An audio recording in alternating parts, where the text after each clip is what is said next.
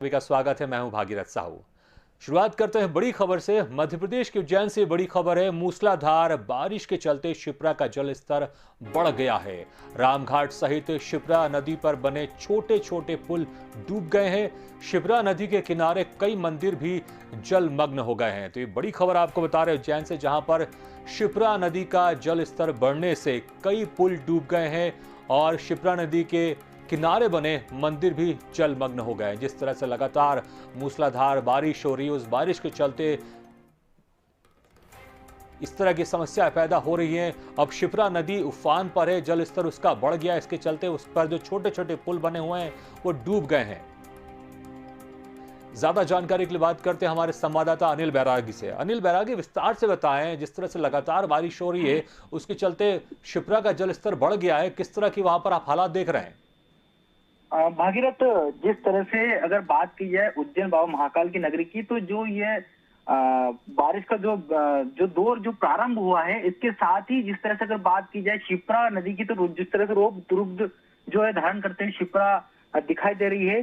तमाम महाकाल का जो मंदिर है उसके नजदीक से ही शिप्रा जो है वो गुजरी है, और यहाँ पर जितने भी छोटे या बड़े जो किनारे बसे मंदिर है वो साफ तस्वीरों में देख सकते हैं कि किस तरह से जलमग्न होते नजर आ रहा है। वहीं सबसे जो यहाँ पर चर्चा का चर्चित पुल रहता है रामघाट, जहां से बड़नगर को तमाम रास्ते भी यहाँ से निकले हैं, तो वो भी जो छोटा पुल है वह भी यहाँ पे जलमग्न हो गया है। वहीं अगर बात करें तो प्रॉपर उज्जैन शहर की, तो यहाँ बारिश जो रुक रुक के थम रही है, लेकिन जो इंदौर में जिस तरह से बारिश और आसपास के इलाकों में ज्यादा तेज बारिश होने के कारण जो पानी का जल स्तर बढ़ा है वो शिप्रा में मिलता है। चाहे नर्मदा नदी की बात करें या चाहे आसपास नदियों की बात करें, तो कहीं ना कहीं निश्चित तौर पर ये जब इकट्ठा होता है और यहाँ पर जब मिलता है तो ऐसी जो तस्वीर है वो निकलकर सामने आती है। और वहीं सबसे अहम बात यह है कि जो बारिश का जो दौर चल रहा है, इसके कारण ही शिप्रा का जो रौद्र रूप तस्वीरों में दिखाई दे रहा है। मंदिर जो है वो भी जलमग्न हो गए हैं, और यहाँ तक कि जितने भी छोटे और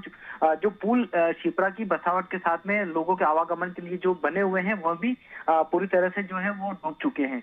तो जाहिर सी बात है कि ये जो नदी का जल स्तर जो है वो लगातार बढ़ता जा रहा है। हालांकि अगर उज्जैन के पास में जो गंभीर डैम की अगर बात करें तो उसमें अभी भी जल स्तर कम बना हुआ है, लेकिन जिस तरह से शिप्रा का जो रौद्र रूप धीरे धीरे बढ़ता जा रहा है, तो जाहिर सी बात है कि आगे जाकर जो आसपास के जो डैम या जलाशय जो बने हुए हैं, तो उसमें निश्चित तौर पर पानी पहुंचेगा, और आने वाली जो गर्मी की जो समस्या है उससे ग्रामीण जनों को या शहर के लोगों को जिस तरह से घरों तक पानी पहुंचाया जाता है तो उनको निजात मिलेगी।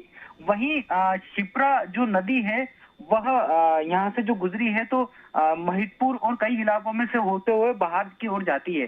तो ये जो नदी का जो बहाव है वह बना हुआ है, और उसके साथ में अगर नदी में अगर बात करें पानी की, तो जो पानी जो है वो भी रौद्र रूप के कारण जो है उसकी भी तीव्रता बनी है। अनिल, हम तस्वीरों में साफ देख रहे हैं कि जिस तरह से शिप्रा नदी का जलस्तर बढ़ने से मंदिर डूब गए हैं, तो शिप्रा नदी का जो जलस्तर बढ़ा है, क्या आसपास के रहवासी इलाके में पहुंच गया है?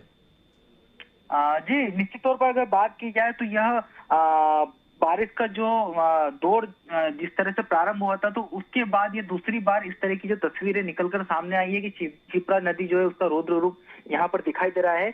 वहीं अगर निचली बस्तियों इलाके की बात करें तो नगर निगम अमला जिस तरह से पूरी बसावट के साथ में साफ सफाई अभियान में लगा भी रहता है, लेकिन फिर भी कहीं ना कहीं निश्चित तौर पर जिस तरह से पानी का ठहरा रुका रहता है, तो वहां पर निचली बस्तियों में जो लोग रहते हैं उन्हें काफी परेशानी दिक्कतों का सामना करना पड़ता है। वहीं दूसरी ओर बात करें तो उन लोगों के लिए भी आपदा प्रबंधन तो पहले ही उन सबको संकेत दे देता है कि निचली बस्तियों में जहां तक हो सके नदी किनारे ना जाए, हो सके तो ऊपर आए, लेकिन बावजूद इसके कुछ रहवासी जो रहते हैं वो जान में जोखिम डालकर और वहां पर नदी किनारे जो है वो जाते हैं। तो हालांकि प्रशासन की अगर बात की जाए तो हर बार इस तरह की जो तस्वीरें सामने निकल आती है। हालांकि जिस तरह से ये बारिश का दौर जो प्रारंभ हुआ है तब से दूसरी बार ये नदी का जो रौद्र रूप जो है वह अभी पूरी तरह देखा नहीं कहा जा सकता, क्योंकि ये जो रूप है माँ शिप्रा का ये बढ़ता जा रहा है लगातार, और निचली बस्तियों में भी पानी की जो जल भराव की जो समस्या है ये बनी की बनी रहती है जब भी क्षिप्रा का नदी